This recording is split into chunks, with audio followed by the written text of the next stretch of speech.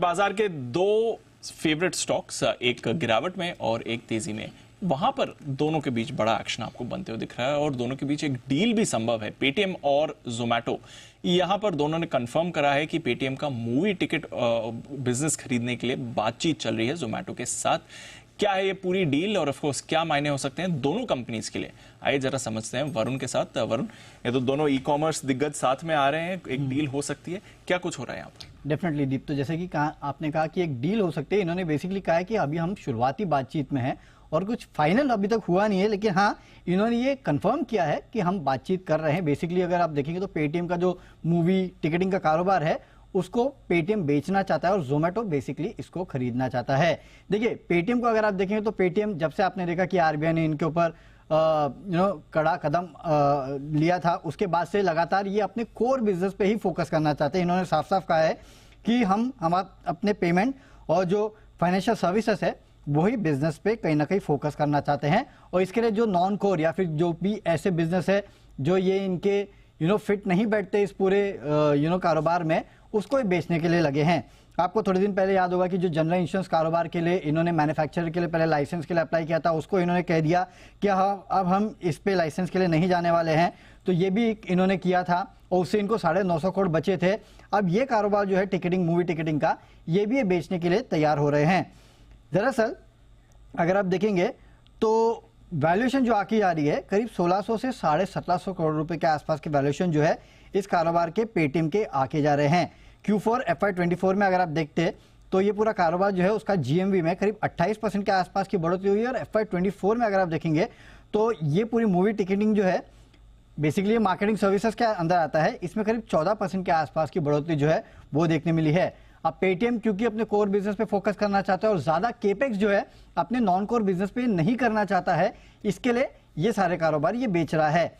जोमेटो के लिए फायदा क्या है? देखिए जोमेटो ने इसके पहले भी अपने बाकी वर्टिकल्स में एक्सपांड किया है। आपको पता होगा उबर ईट्स को इन्होंने एक्वायर किया था, ब्लिंकिट को इन्होंने एक्वायर किया था और अब ये अगला बड़ा एक्विजिशन जो है वो जोमेटो करने के फिराक में है।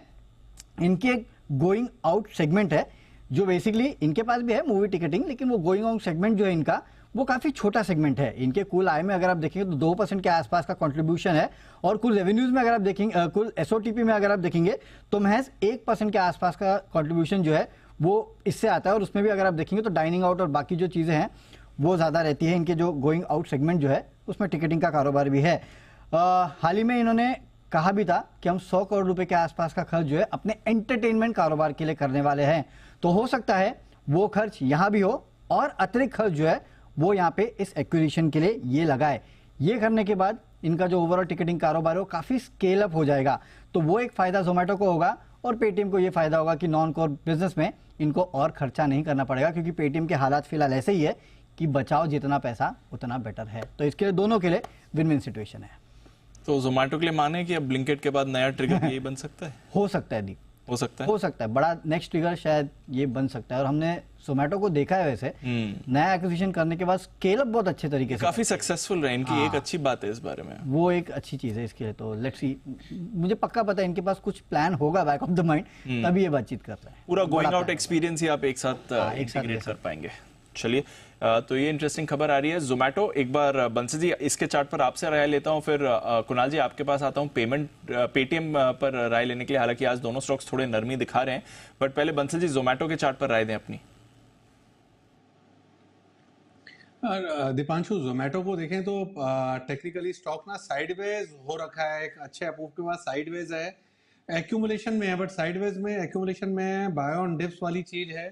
185 के अराउंड चल रहा है, 180 180 इसका मेक और ब्रेक लेवल है, काफी इंपॉर्टेंट सपोर्ट है।